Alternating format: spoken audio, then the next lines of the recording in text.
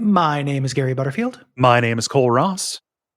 And you're listening to Watch Out for Fireball's Dispatch, our monthly Q&A topics and listener response game announcement episode. Yeah. How you doing down there in that hole, buddy? I'm in the hole. Send your love down the well. To me. I'm in a big echoey room because I just moved. It's not full of stuff. I made a valiant attempt to make this not sound echoey. And it needs more stuff. Yeah. So everyone, bear with me. I just moved. Just took a week off of recording, and I've been trying to get my house into livable condition, and have not gotten my office full of sound dampening toys and shit. Yeah, your geek aws and stuff. It's a real some real piss in your eye to go through the moving experience, which is I've got too much fucking shit. Yeah, and now I don't have enough stuff, or it's on the wrong places. Stuff. Yeah. I need to get my pops out. Yeah, my big wall of sound dampening Funko Pops. Yeah, just take any of your unpacked boxes and put them in that room as a staging area. Yeah. Well, then I have to lift about 2 stories. So I'm probably not going to do that, but I might put some empty boxes up here. Okay. In the interim, that's before tomorrow. That's an idea. Yeah. So we're a little bit of a throwback sound wise. Gary's legible. I can hear him. It's just echo. Yeah, classic. Yeah. It's apologies for this though for people. It just there wasn't. It was either this or slip the schedule an entire week. Can't do it. Or down to the bone because we just took a week off. This is what happens when you buy a house. So, and I alluded to this in the intro. No topic. We're doing Oops All questions. We got a lot of questions. Yes. Yeah. So let's get into it. I will get us started with Lylebot, who says, this is a response to the how games teach you discussion we had. This is a reflection on your last dispatch discussion about how games teach players. I recently had a try at playing Yoshi's Island. Like a lot of us born in the late 70s and early 80s, I aged out of Nintendo stuff sometime after Super Mario World, so I had never played its sequel. I was really struck by how much in-game text you have to read to know how to play it. It gives you those text bricks that you have to hit to explain a system, then gives you an opportunity to try it. It's a big contrast from Super Mario World, which gives you all of the systems up front to experiment with, and doesn't use text bricks to explain them until after you've had a chance to learn yourself. I figured that Yoshi's Island must have been the bridge between classic Nintendo learn by doing and 2000 Nintendo over-explaining and hand-holding. And they go on to say that they didn't care for Yoshi's Island very much and were surprised that we did. Oh. Yeah, I think that's the Yoshi's Island weird targeting system to me seems more complicated than a lot of things that get over-explained. Yeah. In a game. But I can't separate myself out from, kind rose-colored glasses. Yes. Looking back on it. I just liked that game a lot as a kid. So who knows, right? You could be right. Lylebot could be right, rather. Yeah. But I think the argument would be that that's a weird kind of thing that hasn't happened. Yeah. And you can be like, well, so was Bionic Commando. And Bionic Commando didn't do text boxes. Right. Yeah. It's definitely a change. But, was it the right way to go? I don't know. Didn't bug me. But I can't separate child Gary from adult Gary. Yeah. Despite how hard I try. Top scientists are on it. Graham asks, grown-up gaming, not to be confused with adult gaming. As a kid, time was abundant, but access to games was scarce. Each precious title was a world of potential entertainment, and I would often remain fully invested for multiple playthroughs. As an adult, the constraints have flipped. Time is scarce, but I now have access to effectively unlimited games, especially given the prevalence of indie titles and deep discounts. Today, it is common for me to bounce off games and leave titles only partially finished. Gary and Cole. Does inexhaustible selection serve gamers by providing precise options to match their mood or interest, Or does content overload distract us and ultimately hinder how much enjoyment we extract from individual titles? How does the increased competition for gamers' immediate attention affect the way games are developed? The last question's easy in no good way. That's because it feels like when this impacts development, it kind of, I think it's what encourages developers to try to get as many people as possible to make something their forever game. Yeah, that's when you start getting the gameplay psychologists roped in. Yeah. So in terms of development, I don't think it's good. No. People wanting your money forever and not just once. That sucks. In terms of as a consumer, as somebody who plays them, I don't know. Like I have nostalgia for being forced to play Arrow the Acrobat all weekend. I'm not made of stone. I have nostalgia for that, but I don't want to be forced to play it all weekend now. It's definitely changed. Yeah. It's hard to put a qualitative difference between them because I played some stuff I definitely would never have played because I was stuck with it in a room, whereas now I can play anything, but I have no time. Yeah. It's irony. It is indeed irony. It's hard for me to untangle this from the fact that I also have much more that I am responsible for as an adult. And this is, a single person without any kids, right? Yes. So like that is the other constraining factor that makes it, not just a world made out of candy, for you to go around and sample as you please. So, I can't say whether it's a good or bad thing, and good and bad things might be the same. We're also uniquely positioned to be bad to ask this question because of what we do for work. I often think about, I love this job, wouldn't trade it. If I had a different job, what I would be playing instead of some of the stuff that I'm playing. And there are always answers for that. But I also know that I'd be exhausted from working a different job and, probably relatively miserable from that. So who knows? And this job influences what choices we make to play games and stuff. Yeah. More often than maybe, it is healthy. Where we're like, I want to play that, but I'm not going to because we're going to do it for the show. Right. That kind of thing. Yeah. So I don't know. I think that expanded options and games individually getting cheaper, while there are downsides to that for the individual, it is good to have the options you have, but at what cost? Depending also on how specific your tastes are. One of the things I think about a lot with this is when people, cozy gamers or people who want, what if a frog had friends as a game that exists now. Like you can, the upswing shot of this is that for those people, yes, they're never going to be forced to play Arrow the Acrobat and just kind of get into it, but you can download a new Frog Farm game once a week on the Nintendo Switch if you want. Yeah. Nonstop. You get all the games with hentai in their title that you want on the Switch eShop. Yeah, it's all hentai all the way down. If you're the hentai gamer, I hope they ban your YouTube channel. Moving on to Clever Clogs, who asks, I love you guys in your shows. Real Lich Hours is what I have now instead of appointment television. Big fan. Thank you. Yes. I wanted to include a kind preamble to let you know I am not a monster. I am not trying to make anyone have the worst day of their life. I am actually a very sweet man. Okay, so I hate Karlach. I think she's awful. I heard her described as a fanfic self-insert character, and I think she feels out of place in that way. The in-game writing for and about her always sticks out as bad or disingenuous. All the companions have dialogue talking about how great she is, even Lae'zel and Minthara. The last time a bit of game writing stuck out to me so intensely was the ending of System Shock 2, where I was so puzzled I thought I installed a mod that snuck in a troll ending.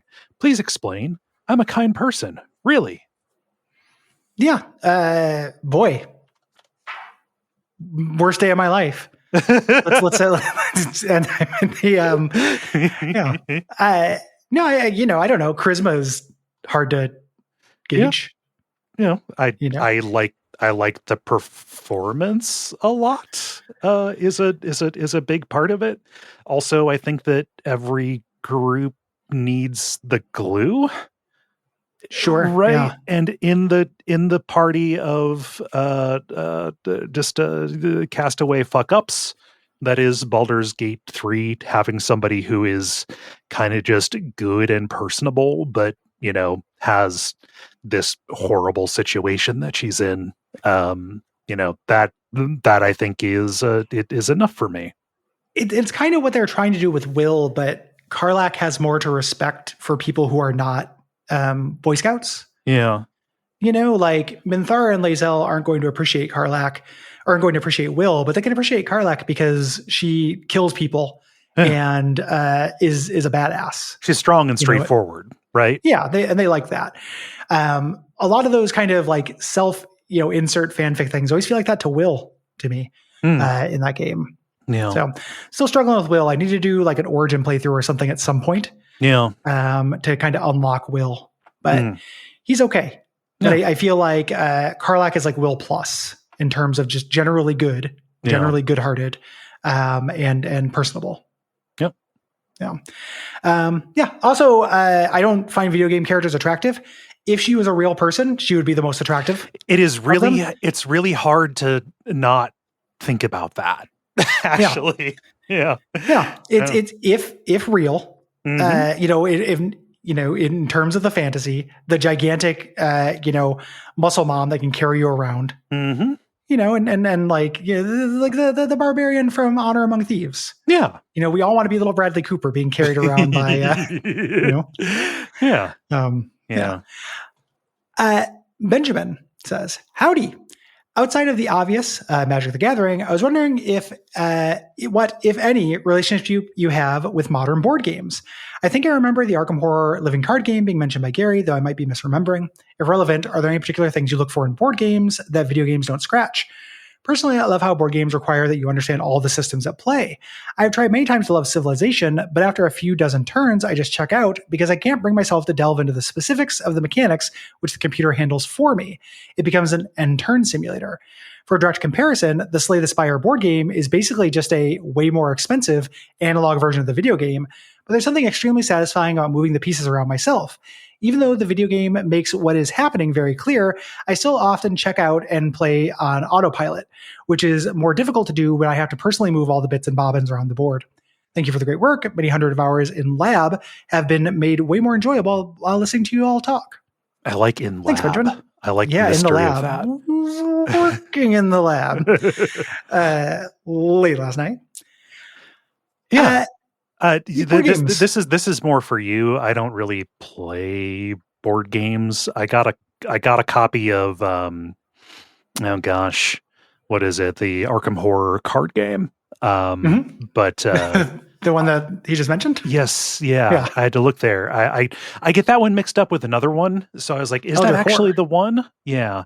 And anyway, I got a copy of that on your and Will's recommendation, I think like late last year, but I've not really fucked around with it because I've not felt like I had the uninterrupted time and let's say executive function in order to learn the rules.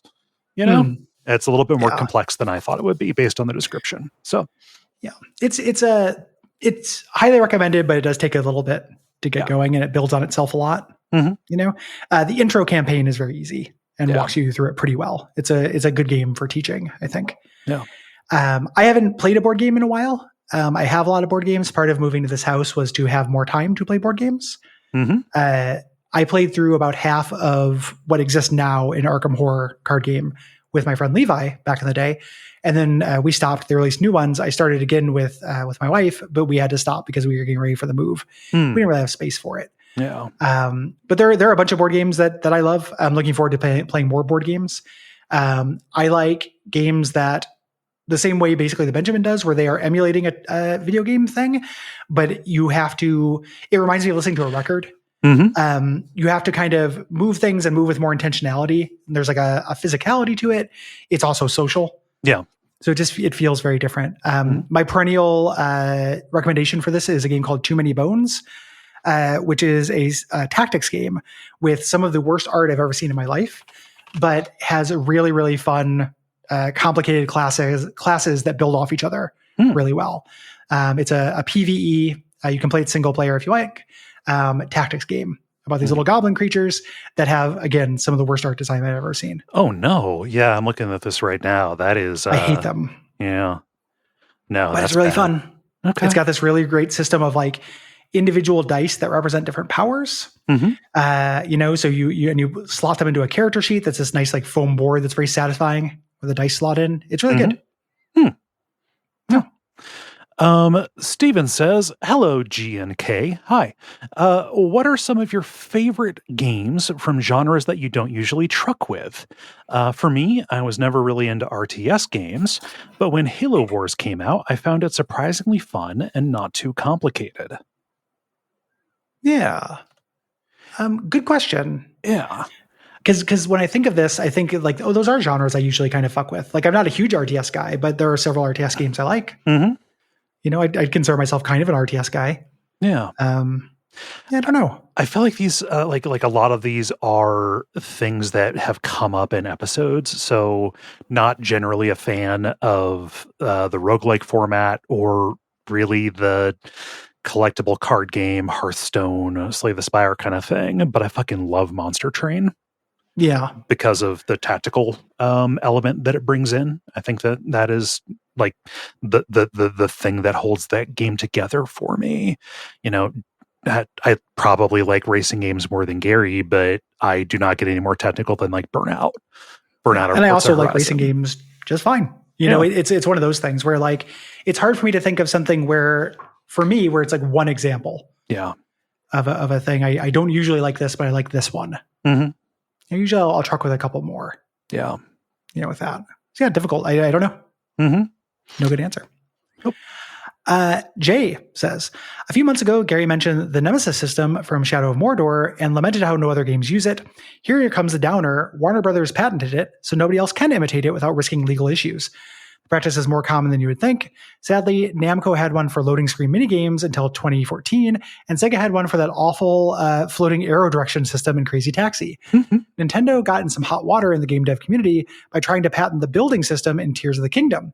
It's one of the most frustrating decisions a company can make, as it mainly just salts the earth for any creative reuses by anyone else.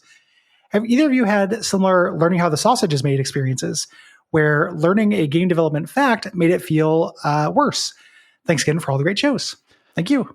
Yeah. Patenting mechanics is bad and dumb, I think. The first I heard of that was the sanity meter in Eternal Darkness. That was also Nintendo. Nintendo's up to their tricks again, suing the makers of Palworld for the wrong reason. The one thing they could sue them over that would actually hurt the industry really badly. So it's like, that's one of them. I think for me, just, I learned this early on because I was like paying attention to like GDC talks, but just learning about just the existence of like game dev widows and broadly just the horrible working conditions that people have to suffer because they're ultimately disposable because there are so many willing people waiting after them to work in this quote unquote dream industry that they can be exploited. I'm going to say something that sounds like a cynical flip answer, but it kind of isn't. I don't think I've ever learned anything about game development that's made me like games more. Okay. Typically I liked it more when it was a black box.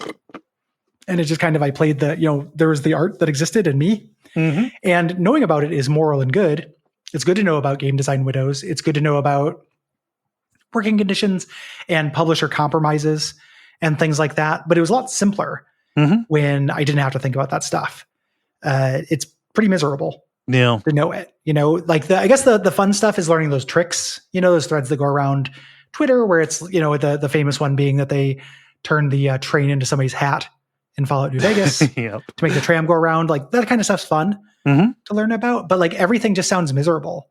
I remember reading a thing, it may have been a GDC thing, but it was about the hardest part of games writing is barks. For contextual barks for enemies. So like all that, cheese it's Tibet, it's the spider, run. You have to come up with hundreds of those. And they all have to be slightly different based on where the bats or the spiders is. And like, that just sounds miserable to me. Like, yes, I understand why it needs to be in the game. And as somebody who's playing the game, like, oh, cool, Cheez-It, it's the bats, ha ha ha. And then I think about somebody having to come up with 100 variations of Cheez-It, it's the bats, and it's just depressing. Yeah. Also like the thinking about testing where just like, okay, my job is I get paid very little to run into every corner and press up for as long as I can to see if anything bad happens. Yeah. It just, a Games lot are of it complicated. sounds, tedious and not fun. Yeah. Bleh. Gotham says, hi, gents. Favorite FMV sequences from games? Well, the natural pick is the OG Resident Evil opening with Chris lighting up a cigarette, Jill's steely glare, and Wesker being too feeling kind of Wesky. And Wesker being too cool for school. I have to sprinkle some love onto the opening for Omega Boost. Basically, imagine the launch sequence in Pacific Rim. Pilots and mechanics cutting it up while a giant robot gets assembled. All the sweet, crunchy guitar strains of Fly by Loudmouth. Truly the finest post-grunge rock band this side of the Mississippi. Misbegotten nostalgia aside, what are your picks? It's a good question. It is a good question. I have a soft spot for the actor who plays Stauff in the Seventh Guest. That's a good one. And just that Mr. Leahy looking motherfucker. Yeah. The climax FMVs from Gabriel Knight 2 are really fun to me. Yeah. Where it's cutting between the opera and then just the homosexual werewolves in the basement. Back and forth. At least one of them is bi. Yeah, that's true. I think both of them are bi. Yeah. But in wolf form? I mean, I'm sure there's an AO3 thing we could figure out if that changes, but I don't want to research it. Oh man, not trying to do bi werewolf erasure. No, I'm not sure what the least favorite code is for band. That. Do you want to move on to different game type questions or different types of questions? We have a lot of game questions, but we also have a lot of everything questions. Yeah, let's do a couple more games. We got a lot of games. Yeah, we got a lot of games here. Yeah. Oh boy. Okay. Ross says, I was made a man in the Sturm und Drang of the early aughts tabletop scene. In that crucible, you could often hear people complain that this or that class or card is unbalanced. I hear less backseat game designers making this comment now, but I still stare into my belly button regarding what exactly we meant when we were talking about balance in game design. Does balance mean that every choice is equally viable regardless of circumstance? Or does it mean that the opportunity cost for a choice is inversely proportional to its effectiveness? Maybe it means that the ideal choice is satisfyingly obfuscated. Do you have any navel-gazing musings on this wind egg? I apologize for my particular patois. I got a hold of me one of those ironic genies. Twist. Huh. Yeah, no, I'm also trying to look up what wind egg is, but I'm not getting anything. Yeah, I think that the idea of balance is almost entirely vibes based and is almost entirely from the perspective of grievance. I do not truck with balance very much. I do not mind if something is wildly overpowered, primarily because I do not play multiplayer things. The place where the argument for balance that I can see is, if games are about choices, it should, if it's no longer an interesting choice because it's the obvious thing to do. Yeah. So I think about like traps in Dead Cells. Yeah. And how that kind of ruined it for me because it was the no risk, all reward play style. Yeah. And ordinarily I put that on the player to avoid that kind of thing, but I tried and I wasn't having very much fun. So it kind of like walked me into a corner with that. It felt like, if there's just a button that just is the thing that is always the most effective, it does obviate a whole swath of other things you could do. Yeah. And that's the single player argument, I think, for balance. You want to have it be, I think about this in terms of Magic the Gathering a lot because early on is not very unbalanced. And just, these cards are like, oh, take an extra turn for almost no mana. Like that's one of those powerful things in the game. Why would you ever not just play that in every deck? Yeah. It just makes everything kind of feel the same and kind of makes playthroughs feel sameier. Yeah, I get that. So that's the argument for. I don't care about competitive gaming very much. Like if there's a meta and when you're playing Marvel versus Capcom 2, everyone plays Sentinel, Magneto Storm or whatever, that's fine. Yeah. That doesn't bother me because it's none of my business.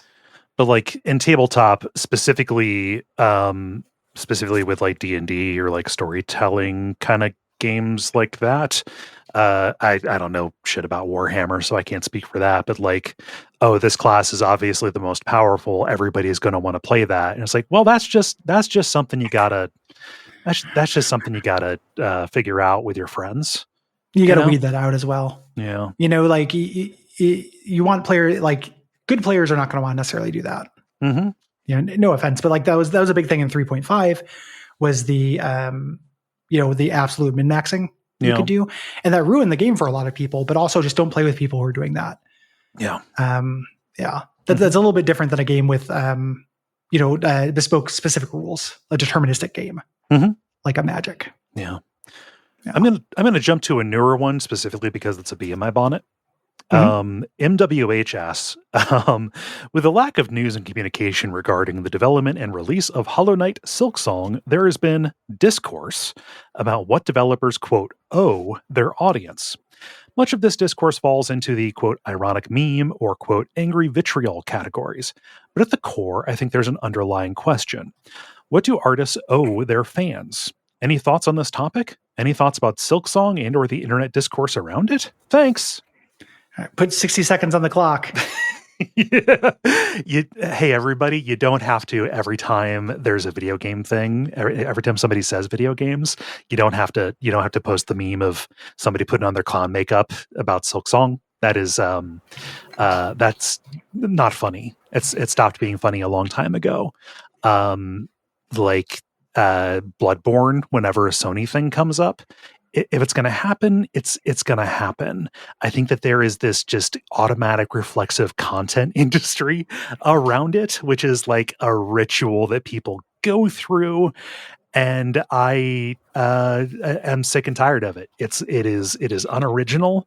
It comes across as really petulant to me. Regardless of how impatient you might be, I understand. I want to play Silksong. It'd be cool to play Bloodborne on PC.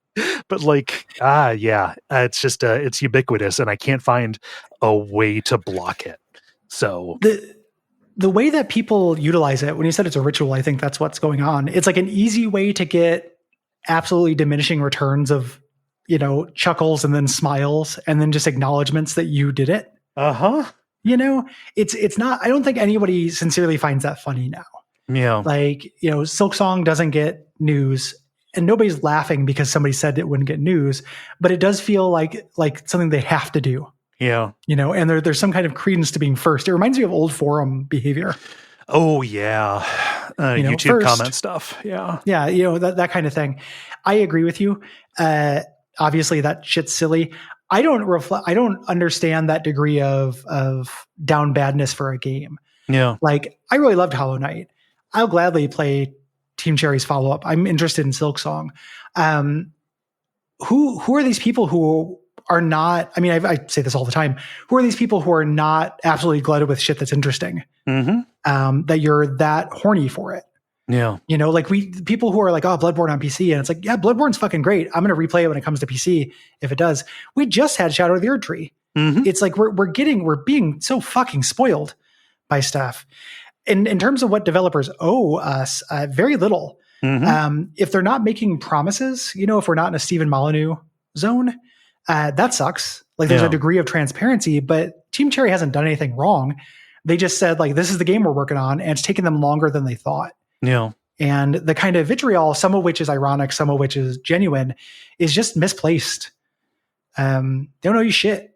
Yeah. Like they don't owe you a game coming out to buy. That's weird. Like Doritos doesn't owe you a new flavor. I don't know what you're talking about. Yeah.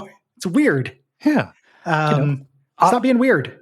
Obviously, clear communication and candor can be a really good thing. I think generally it is, but also if you're making a ton of announcements, if it's entirely transparent, you got people sticking their nose in the business that they otherwise wouldn't. And maybe there can be too much saturation. Like, yeah. It'd be different if this wasn't a one-sided thing. Like what's happening is they're like, okay, we haven't heard from Silksong. A new thing is coming up.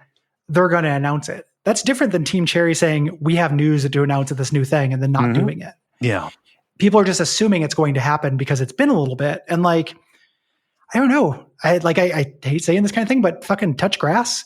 Like, go read a book, like walk out, go for a walk or something. I don't know. Like just cool it. Yeah. Call an ex, throw a brick through a window, smell a flower. Like there are tons of things you can do. Like write a poem. Write a poem, you ghouls. And that's not MWH or, people specifically listening to this, or even just people who are looking forward to it. Again, I'm looking forward to it. It's just get a sense of proportionality. Yeah. Other stuff is coming out instead right now.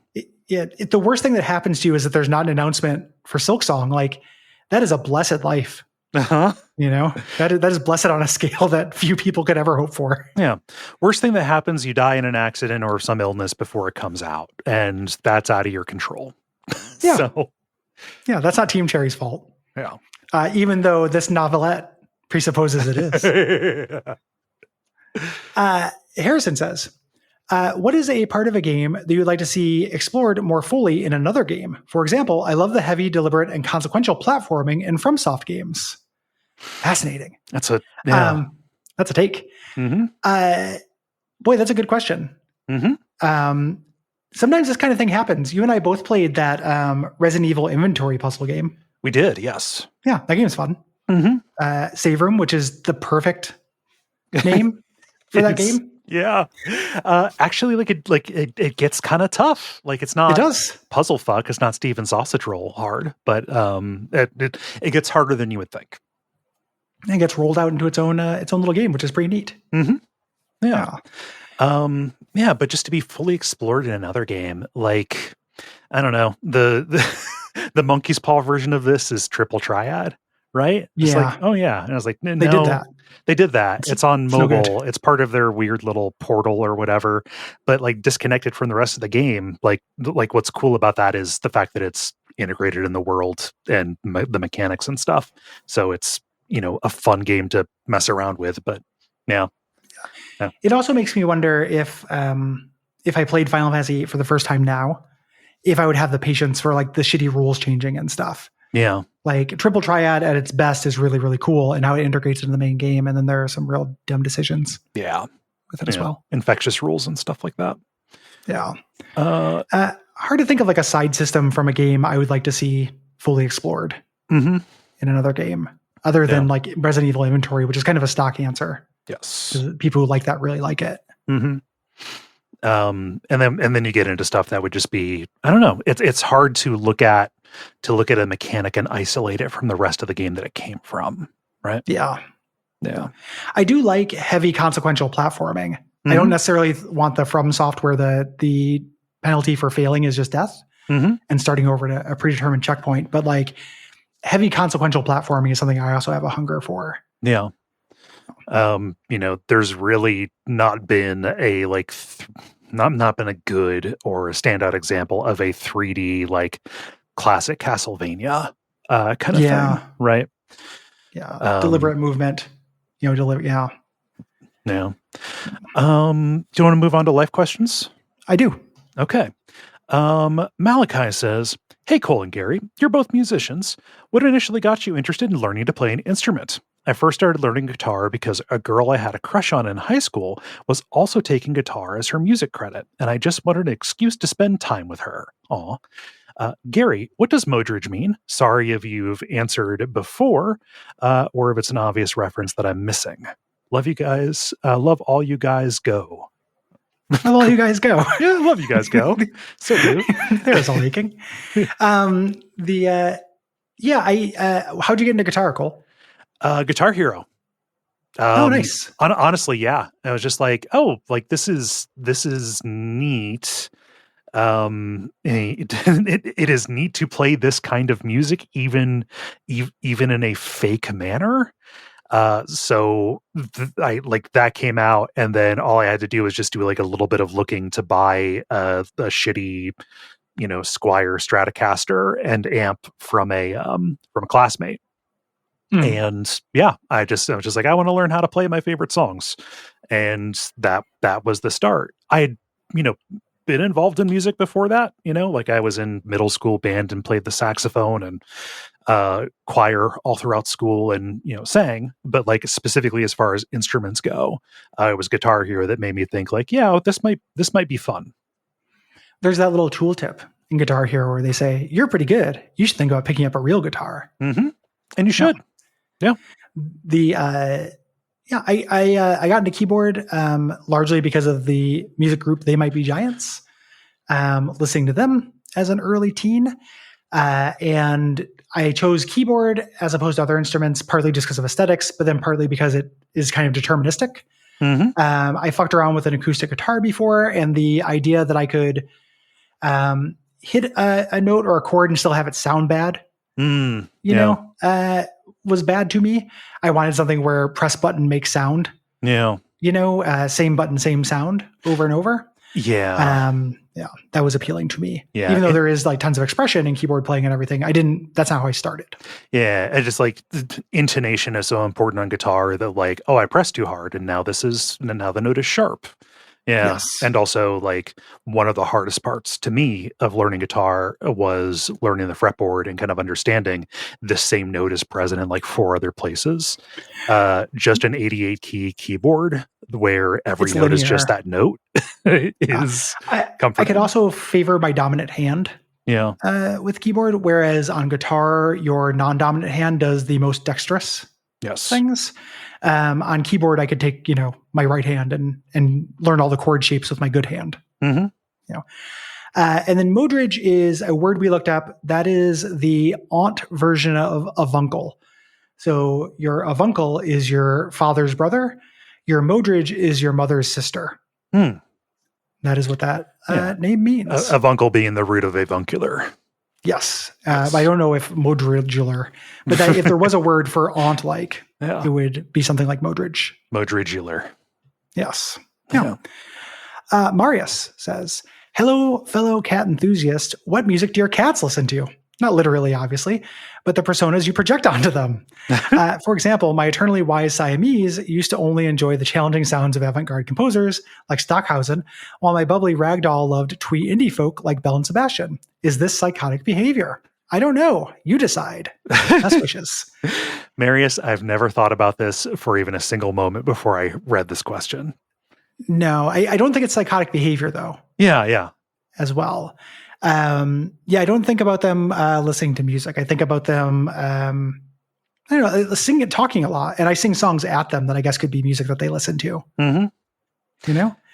Yeah. A lot of that has to do with rhyming words. It does. It's not even, it's just that it rhymes. Mm-hmm. It's not even, anything else. Yeah. It's just, it's fun to do the, just like, oh, I can say whatever I want as long as it's in the, I'm talking to my pet tone of voice. And it works kind of thing.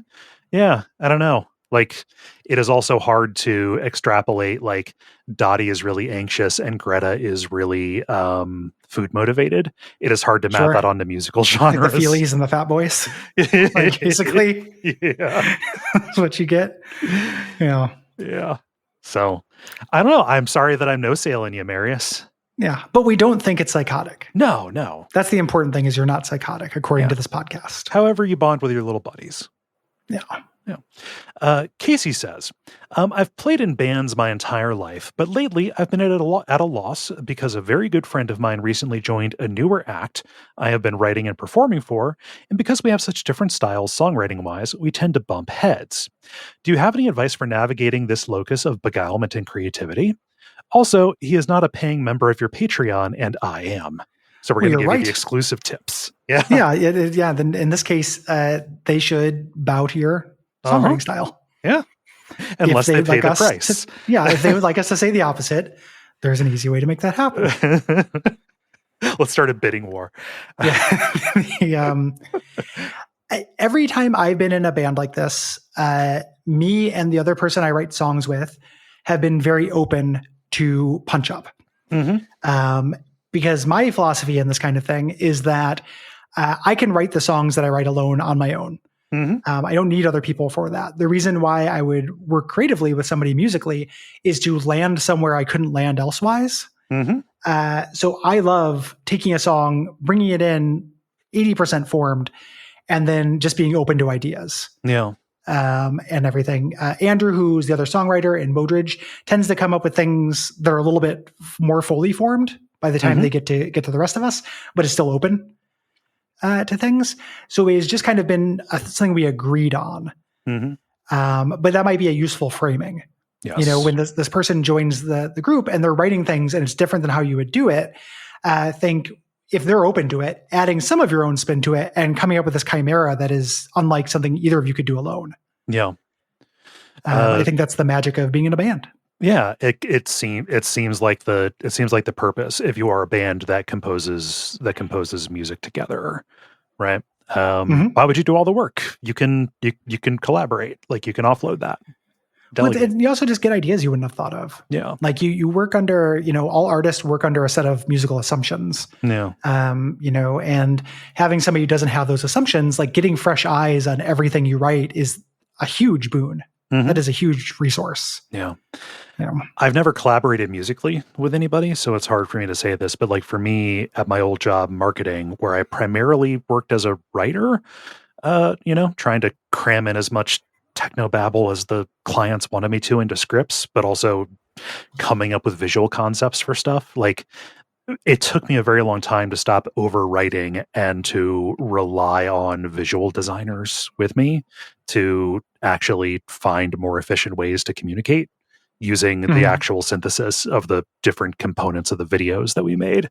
I think that is, a skill. Collaboration is a skill that you have to develop.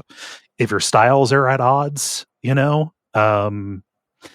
can be a little bit tougher to navigate. Also, the fact that you are friends who predate the musical project might make it more difficult. So I don't have any tip for that there other than I think Gary's advice sounds really good. Yeah. Loosen up. Yeah. And talk to your friend about loosening up. And you might end up in very surprised by your own art, which is the best feeling in the world. Yes. Hybel says, "Hey guys, I'm curious if either of you have been to Europe. If you have, what country did you visit? If not, where would you like to go if you get the chance? Loving what you do. Stay awesome. Thanks, Hybel." Hi. Never been. Never been. Yeah. Someday we'll do the Duckfeed European vacation. It'll be less good than the first one or the third one. And we'll have new people playing Dennis and Jala for each entry. I would love to. I just have never been. Yeah. There are bunches of places I would like to go. I think Scotland is the main one, primarily because I wouldn't have to learn an entirely new, become able to navigate a public space with an entirely new language. But shit, man, Germany would be really fun to go to. Italy. I really want to go to Chernobyl. My joke is always I want to go visit Chernobyl before I die, and ideally not right before I die. And Russia has fucked that up. Yeah. But I'd still like to do that at some point. Yeah. Go to the exclusion zone. So haven't been. It'd be cool too. Yeah, it would be great. Yeah. Do you want to move on to other questions? And do some media questions? We got quite a few of those. We do, yes. So I'll go on to Bo, who writes, "Gary, do you like the band The Teeth? Cole, have you read The Tunnel by William Gass? Given Gary's love for punchy, snarling rock with great pop hooks and Cole's love of psychospatial torment commingling with formal reflections of such a la House of Leaves, I thought they might have reached you." No. I'll check them out, though. I'm in kind of a band drought. So I'm interested in new bands. It doesn't happen very often. I'm taking on new bands. I will give them a Google. Okay, yeah. I will look up this book, although it is quite costly in its print form. So, yeah, I guess it's out of print or something. And a book like that, you don't want to read. It doesn't work in ebook if they're doing formal explorations. So, audiobook as well would be weird. They'd start doing like Radiolab shit. Jack says, "I'm watching The Godfather Part 2, and it's just been the bit where young Vito steals a rug from a rich person's house to bring it home and have it take up the whole of his flat, and his baby walks on it. A real point and scream and say, cinema moment. What cinema moment? What cinema moment comes to mind for you?" Jack, I don't understand what you're talking about. I've never seen The Godfather Part 2. No, I know that's bad, but I haven't. Yeah. It's just the case. It is just the case. I've just seen the first one. Yeah, young Vito steals her rich rug and takes it home. Like I can see the symbolism in that, but I think that's what Jack means by cinema moment. yeah, Like, oh, this is doing stuff. yes, You know, this is movie right here. Mhm. You know, I understand that. It's hard for me to think of a specific example though. Yeah. Right off the top of the dome. And I don't know. I'm a real sucker for on the nose match cuts. You know, that works for me in a big bad way. But that's like a technique. It's not a specific one. Yeah, but I would say that's like a cinema moment. Yeah. You know, one of them I can think of is, and this isn't a TV show, but it's very cinematic. In the first season of The Wire, a lot of times characters will have discussions and they're on a checkerboard floor. So it looks like there is a chess going on during it. That was a cinema moment I noticed. Yeah. You know, like Breaking Bad is full of these. If we're including TV, like that is a very filmic television show. You know, we just recorded about Crawl Space, and the ending of that, specifically with the sound design and the trick that they do with flattening the image, like it very technical stuff to get a distinct and memorable effect. Yeah. I dig it. Michael says, have you ever been tricked into buying something from a franchise or series you otherwise wouldn't? I was recently in my comic shop and saw a comic called Rat City. I'd heard a little bit about it online and liked the writer, so I bought it, only to realize I'd purchased a book about future tech spawn. Ooh. Tell me more. Tell me about its creator. Yeah. I wouldn't say trick. I've been convinced to get things from time to time. You know, every once in a while, if I'm feeling very open to it, I'll be at a convention and somebody will be hawking their wares, you know, a zine or what have you, and will sell me on it.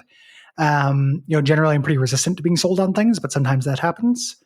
I was in a comic shop and I got convinced to buy the first volume of Die, which is I think Kieran Gillen comic about people getting sucked into a D&D world. And I haven't read it yet.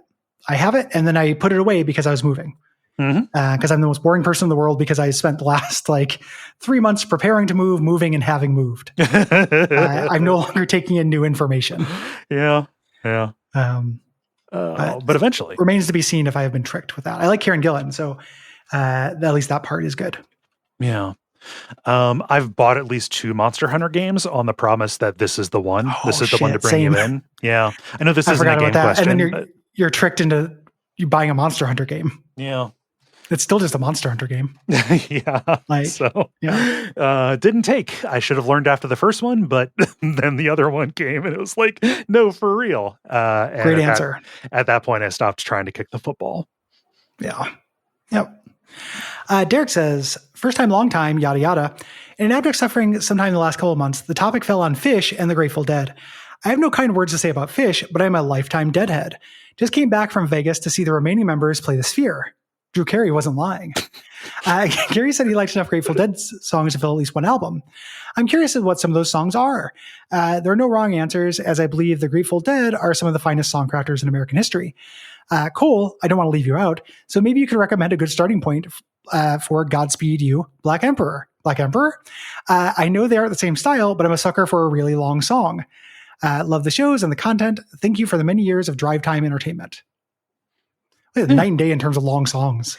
Yeah. They are both long songs. Very different bands. Very different things. I don't know that Jerry Garcia ever played a guitar with a screwdriver. So. No. Now he has all the time in the world to do it. In hell.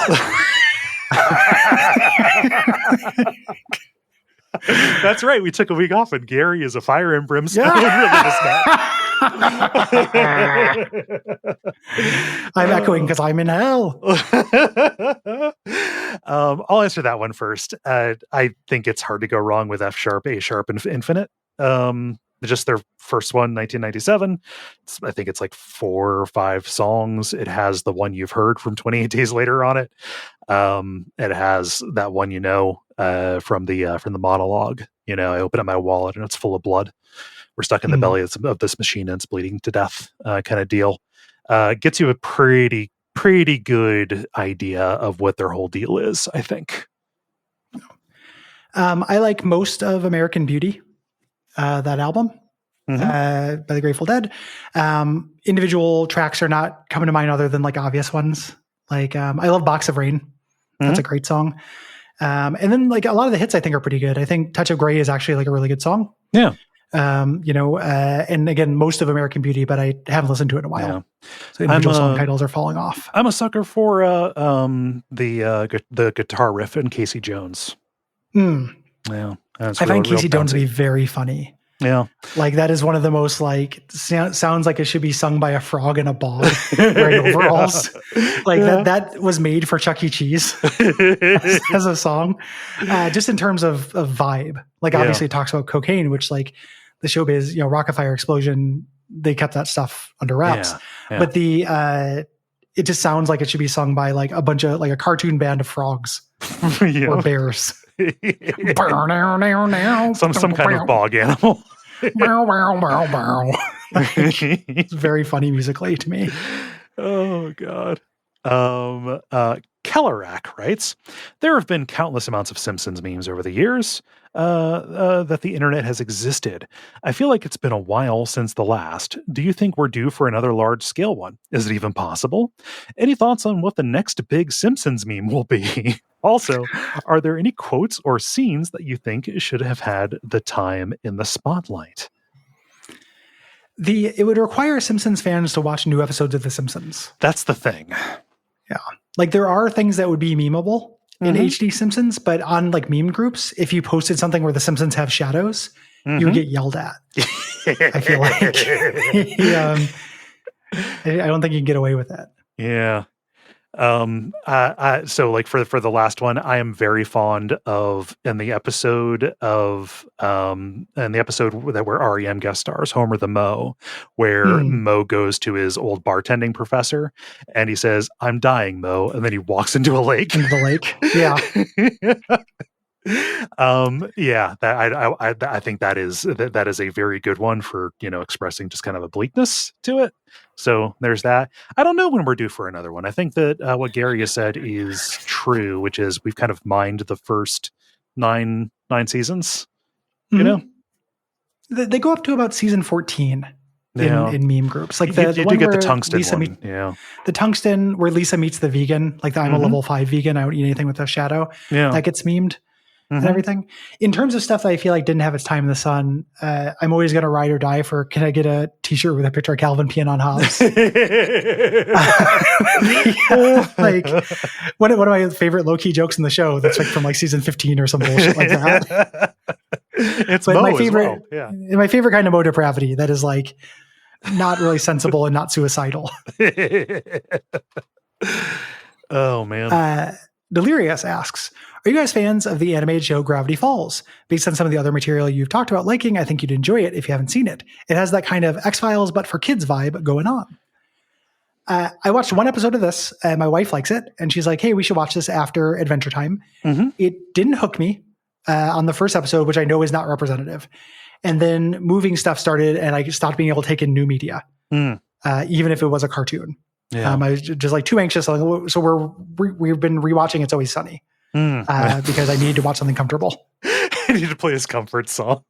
Literally just, how give me Candy Colored Clown. Give me Candy Colored Clown. Give me Candy Colored Clown. Play Blue Velvet. Like that's the mindset I've been in. Oh gosh. I wasn't again it. Yeah. It was just kind of after my time, I think, as far as like children's media, non-derogatory goes. Like Adventure Time was that was the last train out of my station, I think.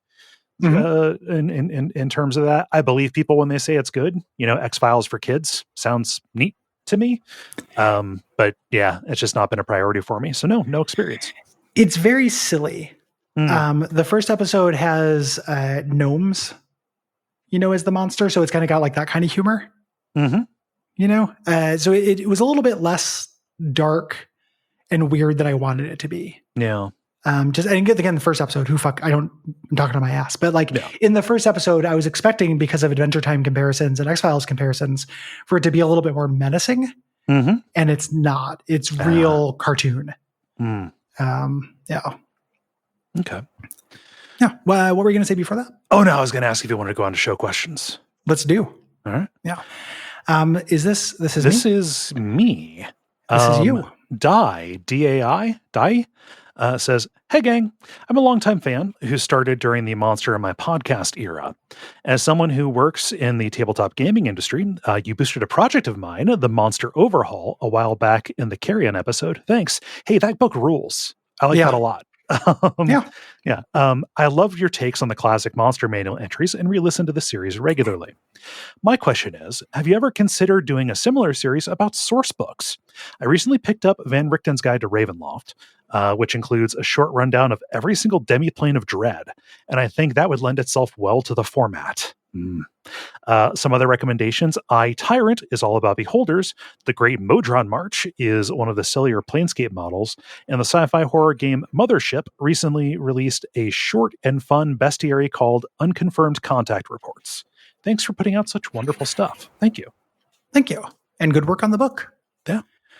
Van Richten's Guide to Ravenloft is fucking tits. Yeah. That thing is incredible. It kind of single-handedly sold me on there being good quality writing in 5e. I really like that book. Yeah. That is a blast to read. Very, very good. It would be fun to go through. There's standard issue. We got shows. Yeah. Going on. We got too many shows. We tried to fold this into Real Lich Hours a little bit. Yeah. And if we move on to other games, we talked about that. We talked about maybe doing Torment. If we did that, a history section about the Great Modron March would be in the cards. Yes. For that. We wouldn't necessarily read the module for that, but we would talk about the event. Yes. Yeah, I think Real Lich Hours is a good home for that. I understand the desire for the format, like the short bursts kind of thing. It's just a matter we got shows. Just talking, because I remember that the rundown of the different demiplanes, and it's like, God, it would be really fun to goof about what it would be like to be in all those places. I want to do a series of modules where you're like a Fletcher. Yeah. Who lives in every single one of them. You get bounced between them. Yeah. Very narrow quantum leap. What does Justin say? Justin Zone says, I don't think that's a last name. I think that's a zone. Justin Zone says, I would love to hear more about your collaboration with Noah Caldwell Gervais. His videos are so high quality and exciting that it is a celebration every time he releases something. And that's something they share in common with your show. I got into the Souls series through my brother's suggestion in 2021 before Elden Ring released, playing through Dark Souls 3 and then Elden Ring with my spouse, and listening to your episodes as I played it was such a joy. Thank you. Thank you. Collaboration's probably a bit much. Yeah. Not, for lack of, desire or what have you. Just, we got to ask Noah some questions. I have a lot of feelings about that episode because I feel like I was not at the top of my game. I wanted to ask more insightful, good questions, but I was a little bit nervous. And I don't often get nervous, but I got a little nervous. And everyone seems to like it, which is good. Yeah. So I'm letting myself off the hook, but I wish I had brought more of my smarter self. I feel like, for lack of a better word. Yeah. I should have given him more hell about not razzing Mansfield enough in his Route 66 video. Yeah. Or Lincoln Highway video. Yeah. Would have went over well. The thing that I was really interested in, and this would be like if I ever had a beer with him, but I want to talk to him about the harassment shit that he's gotten. I didn't want to bring it up on the show because I didn't want to open him up to a stream of it. Yeah, no, not at all. That's the worst. That's the last thing I wanted to have happen. But I am curious about that. Yeah. And even just, but I don't know necessarily that make good content. It's just as we've got some of that before too. Yeah. It might just be kind of nice to talk to somebody who's gotten, told to kill themselves because of Dark Souls 3. Mm-hmm. There can't be that many of us out there. Yeah, there are dozens of us. Yeah. No, that would be interesting to talk about. I don't know that that episode would have been the place. It would have been a bad format for it, and it's a big ask, right? Like signing somebody up for that. Like, hey, do you want to do you want to relive some this? trauma?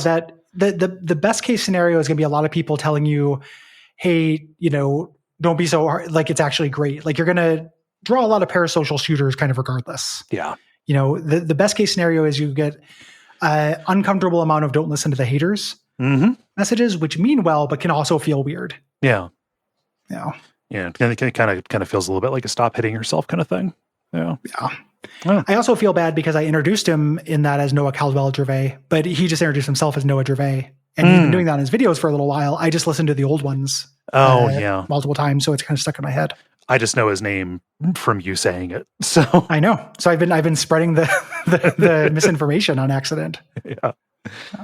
Videogames.Afghanistan says, good name. That's a very good name. I like that. Hey, have you guys ever considered a Duckfeed sabbatical?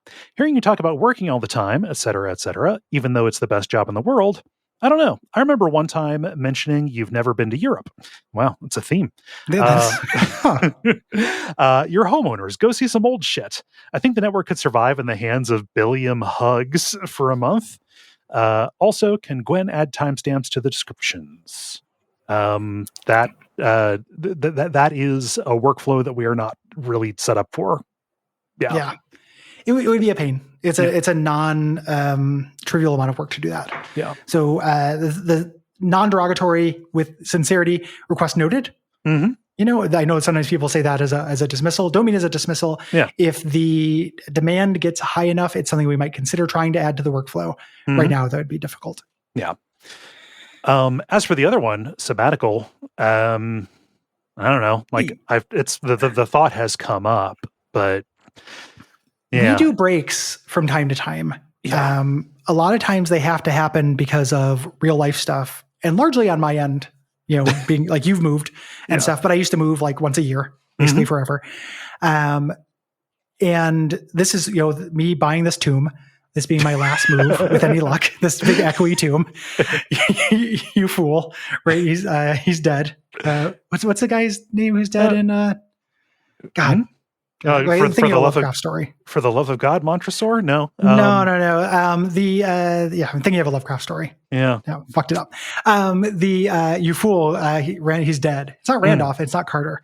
Anyway, the idea is to do that less. We end up taking time off, but it like kind of doesn't count. Yeah. Like I'm busy during it. Like this last week was one of the least restful weeks of my life. Uh-huh. And I needed that rest. And did not get it. So I hear you. Mm-hmm. It's I would also like that. I don't know how we'd make it work. And I don't know. The trick is, if we stop putting out stuff, people stop patronizing, that sucks for us because I have a mortgage, we have bills to pay, but also because we have Gwen. Yep. We have Will, people who make money from the shows and the network, and I don't want to impact anybody else's life. Yeah. For that. So it's tricky. Mm-hmm. I would love to. Yeah. I would love to take like a serious chunk of time off that was more than just like a week when I was also doing chores. Yeah. And the other thing about taking time off for this job is that like you don't get to not do the stuff. Mm-hmm. You just do more of it before and after. Yeah. It's not really time off. You're doing the 52 episodes, of WAF and, 52 bonfire side chats and 52 real lich hours. And what is it? Like 75 abject sufferings. Yeah. Every year, kind of no matter what.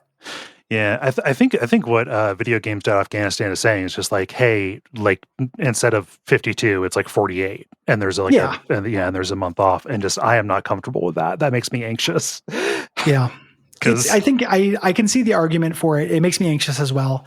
Yeah, if there was a way to figure it out and not risk anything and not be anxious, I think it would be cool. Yeah, not necessarily like a month, right? Like that's European. We're Americans. We don't expect that much. Yeah. But like if there was like a float week or something like that, like a gentleman's holiday. Yes. That we took, I could see that being healthy, but I don't know how to integrate it. Yeah. Don't know. Yeah. Appreciate the sentiment though. Yeah. Carrie says, I wanted to commend you both on your recent episode of Bonfireside Chat with guest Noah Gervais. I've always enjoyed your episodes with special guests like Noah, Illusory Wall, Lobos Jr., and so on. Have you considered bringing in guests from time to time on WAF, or do you view that as a Bonfireside Chat exclusive thing? Thanks for all the awesome content and being super cool people. Carrie in Texas. Thanks, Carrie.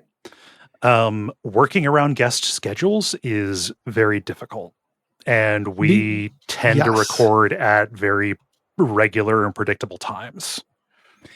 It's because of that, and it's because of the aforementioned, 52 WAFs, 52 Bonfireside Chats, 52 Real Hours, 100 taters. There's just a lot to do, so it makes the scheduling for that tough. It is harder to edit. Things with guests, and with WAF, you and I have like a rhythm. We've brought in other people to be guests on WAF before, and I personally don't think it works as well. The reason why Bonfireside Chat, and I don't think old Bonfireside Chat, when we just had somebody in the room listening to us kind of go through the area bit by bit, worked as well as the interview format that we have now. That always felt a little bit awkward to me. And guest booking is kind of a whole other job too.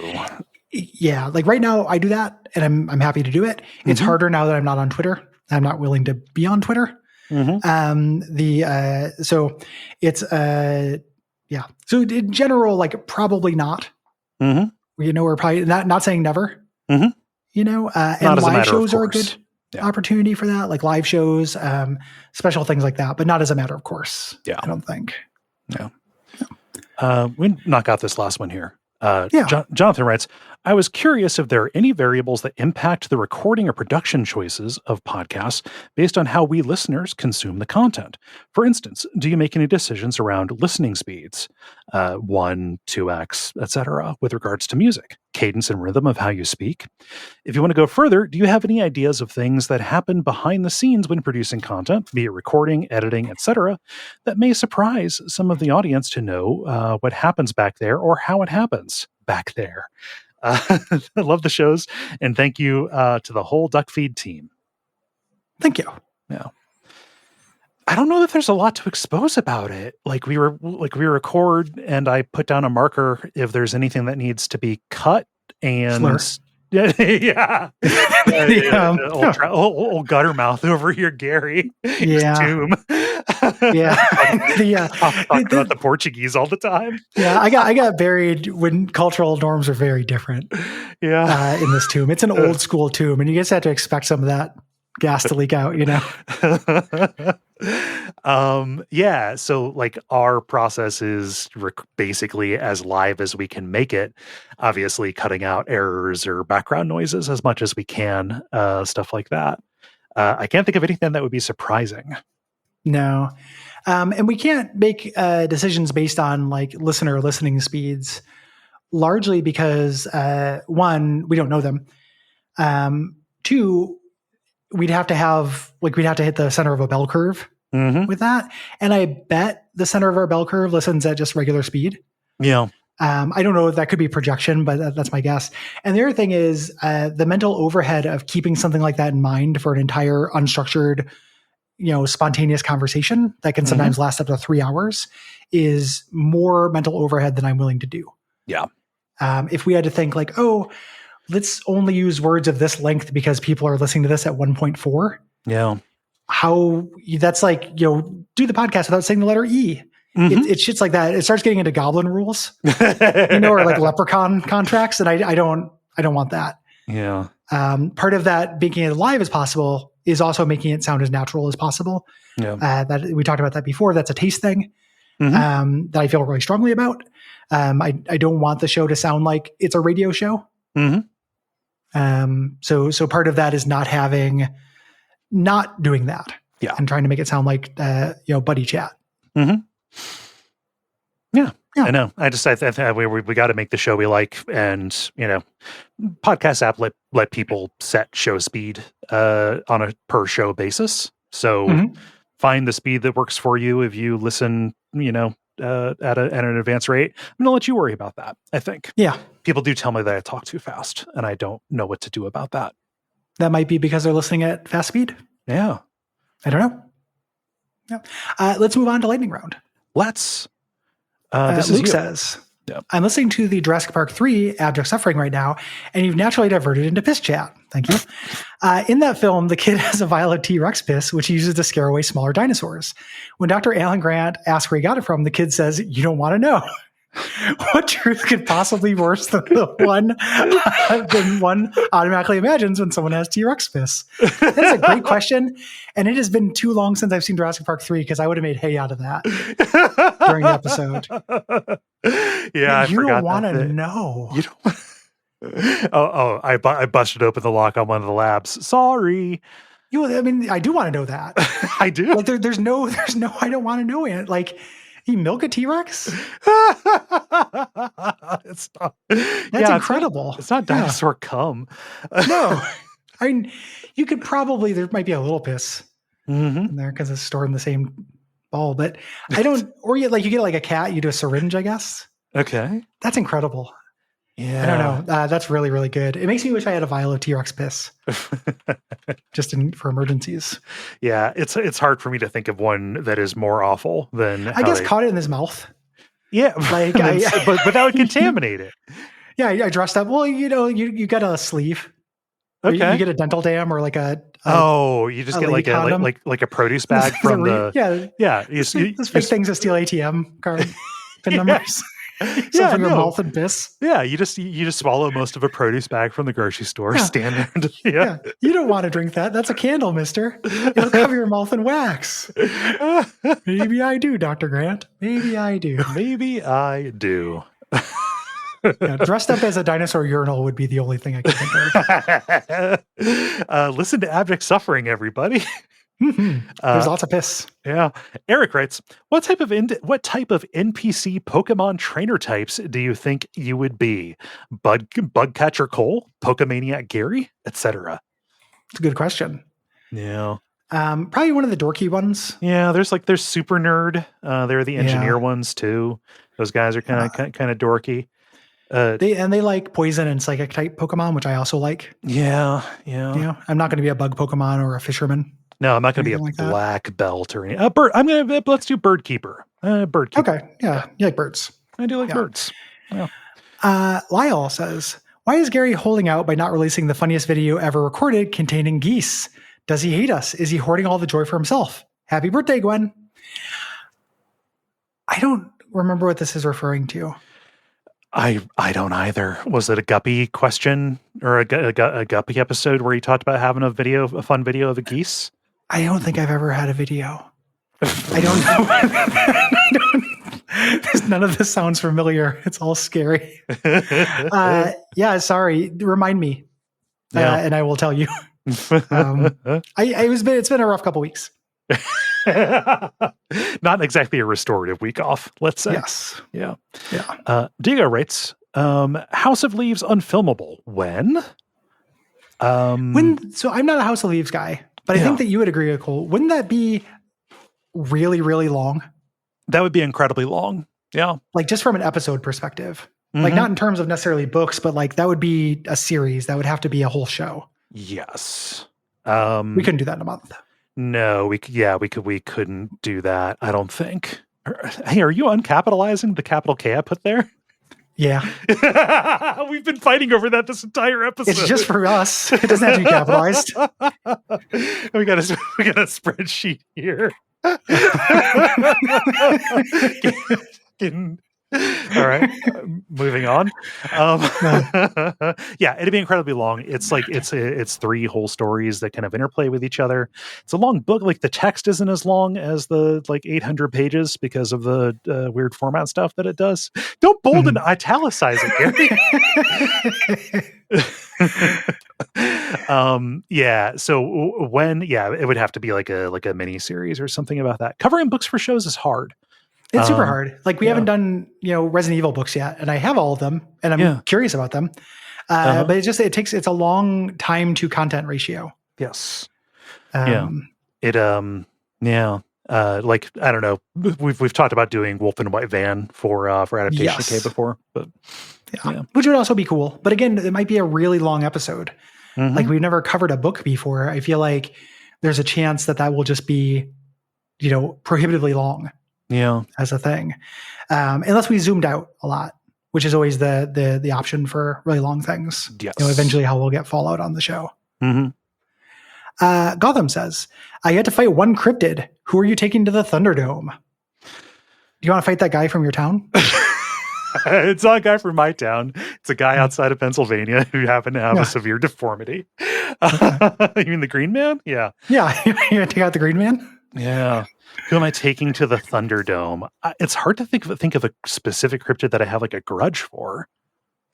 It's who could you take though? Who could I take? You have to fight one. Oh yeah, definitely the Loveland Frog. Loveland Frog Man. Yeah. A frog is a good answer.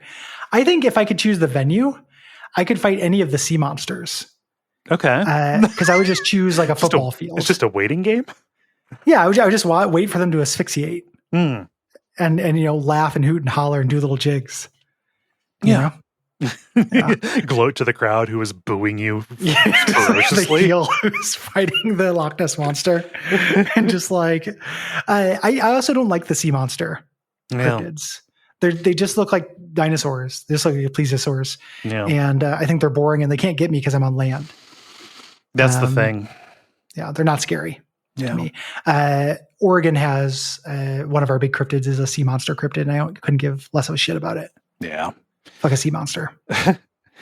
Will says, if you could eat or drink one thing from a game you have played recently, what would it be? It would certainly be piles of rotting food from Stasis Bone Totem. Yeah, I want to eat a big, anything else for a little bit. Big puffy can of beans. Yeah. Just absolutely swollen, pulsating food from that game. Yeah. I haven't played anything with good food in a while. Yeah. With appealing looking that food. Like the extra good, like the special scorpion stew from Shadow of the Earth Tree looks kind of good. One that's chock full of claws. Yeah. I'm not a bug guy, but I get it in theory. Yeah. I think the giant apples from Super Mario World would be good, like an all-day apple. Like you just like carry it around in like a backpack and you just take a couple bites. Yeah. I can get into an all-day apple. Doesn't have worms, it has snakes. Yeah. And you just eat the snakes. Mm-hmm. Videogames.afghanistan says, oh, also on the Quackstack song, Gary says he's never had an STD, but from all the Lothario tales, I'm pretty sure my dude got HPV. Please discuss. No, I was a responsible Lothario. I was tested for STDs on the regular. Mm-hmm. I've had sex with a lot of women. Not a brag. I was, it was, didn't know what was going on and was searching, kind of without a rudder. Yeah. Yeah. It was a rudderless period, and it was not as much fun as it sounds like it would be. Sometimes it was fun, sometimes not. Yeah. But I was always very careful to get tested and use protection. Yeah. And such. I know there's no good protection for mouth stuff. But again, got tested as much as I could. Yeah. Snickers wrapper. Come on. Yeah. Mister, you don't want to cover your mouth with wax. Then you wouldn't be able to eat pussy. Maybe I do, Ralph. Maybe I do. Okay, what you got to do is take a produce bag and swallow most of it. Primarily, almost all of my healthcare plan revolves around drinking candles. Drink like a peppermint candle. That's basically medicine. It's pretty good. And you can go into Bed Bath & Beyond and get a lot of flavors of candle. Let's see. Jake writes, I don't drink alcohol much anymore as I'm old and I get a hangover after a drink or two. Are you guys into mocktails, or do you just enjoy sodas or making a shake? Banana, chocolate, strawberry is my favorite. I'm 42. Well, that changes my answer. Everyone should put that at the end of their thing. I also can't drink without getting hungover, so I don't really drink. I almost only drink water and coffee. Mm-hmm. when I want to drink something a little bit special, I'll have a bubble tea sometimes, which I don't make at home. If I make something at home, sometimes I'll make seltzer water with some bitters in it as the closest thing to a mocktail that I'll drink. Yeah, never fucked with a mocktail. I'm not a Ginnam. It's just that alcohol, I mean, I can't stomach it as much as I used to anymore, which is a good thing. But I'll just make myself the cocktail if I want it. And just soda, Diet Coke, stuff like that. Nothing too special. Zevia. Yeah, I'm very sensitive to bubbles now. Oh, so drinking carbonated things can make me burp. Can you do anything? No, I'm 44. So Jake, just giving you a little preview. You got 2 years, buddy. Yes. And then it's all fucking over. Savor those bubbles, Jake. Savor those bubbles because I just, stomach and a variety of competing medications. Yeah. The Doug says, favorite old school horror movies, maybe from the 1950s or earlier. I think the oldest horror movie that I could sit down and watch, not as a historical study, would be Psycho, and that's 1960, though it feels very much like a 50s movie. Yeah, I like Hitchcock horror stuff. That's about as early as is in my general zone. I'm not super into the very old, or Count Orlac stuff. Yeah. It looks cool, it's visually really nice, but it's more of an aesthetic than a movie. To me personally, I think that the closest thing to this for me would be Todd Browning's Freaks. Oh yeah, that's which I think is weird and kind of fun to watch. The ending of that is chilling. Yeah. Yes, legitimately chilling, but rare for me. I'm not a big pre-50s movie guy in general. Yeah, if I'm going earlier than the 50s, it'd be like a film noir kind of thing. Yeah. But Scroats Magooch asks, what are your favorite varieties of cheese? Are you aged stinky cheese connoisseurs? Or are you more into the mellow soft cheeses? What is your ideal cracker pairing? Thanks, boys. We're the ideal cracker pairing. Duckfeed.tv. Your ideal cracker pairing. Yeah. Yeah, I'm not a snob about cheese. So if I say pepper jack, is anybody going to yell or laugh at me? Yeah. Okay. Yeah, that's a mild ass cheese. Yeah. I'm also not a cheese snob. I like cheeses. I like really sharp, hard cheeses. Okay. I like very aged cheddars where they get the crystals. Yeah. In them. And then in terms of cracker pairing, that kind of cheese I like to raw dog. If I'm going to have it with a cracker, my favorite cheese is pimento cheese, which is trash cheese. But that and crackers, I think, is a good snack. Yeah. Pepper jack on an olive oil and cracked black pepper Triscuit is very good to me. I will eat that, and it is good. I like Triscuits that. are great. Triscuits are great. Do you know why they're called that? Because it's 3 times a biscuit. No, because they were made with electricity. I think electric biscuits, Triscuits. Yeah, I think I knew that at some point, even though it does seem like tri-skit. There's uno-skit, bi-skit, and tri-skit. It does.